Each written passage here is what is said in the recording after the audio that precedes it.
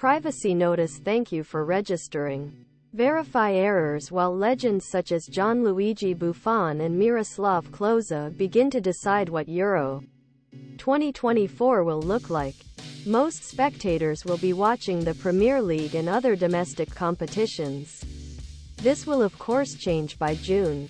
But Saturday 1700 is an odd time for draw and perhaps speaks to strange situation both competition and UEFA are in at moment.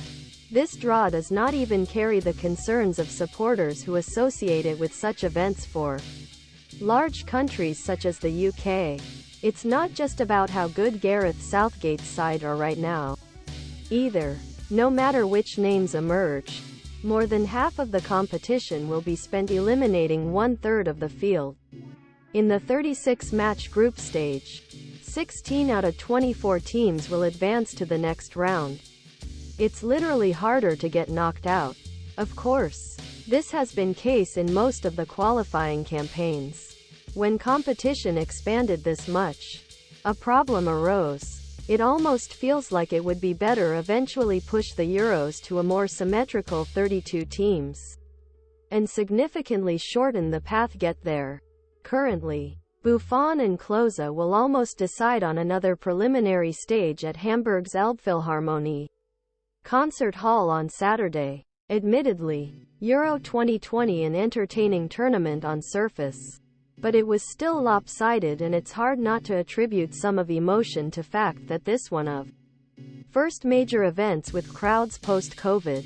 Before that, the inaugural 24-team European Championship in 2016 was a mostly dull competition in football terms, characterized by low-scoring matches with a number of smaller national teams playing defensively reductive tactics. Wales, who still had to go through endless playoffs, were one of the exceptions. They still talk wistfully about the time they spent in France 8 years ago.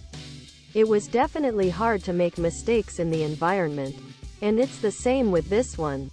That's why Euro 2024 is something of a turning point. This is, in the words of a federation president, the first traditional tournament in 8 years. In the meantime, a World Cup was held in Vladimir Putin's Russia. Anyone who was there could tell he did an important job reminding me that the country and its culture have always been different from the state. But events since have meant that this is now seen as a modern-day 1936 Olympics.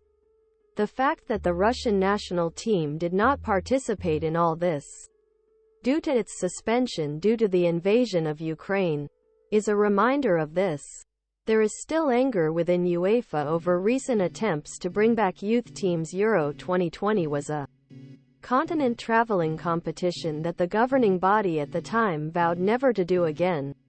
Aside from obvious environmental concerns, adhering to COVID restrictions has diluted the sense of a nationwide party that comes with more self-contained tournaments. There wasn't much partying in Qatar for the World Cup that followed. Very few fans traveled, and the legacy of this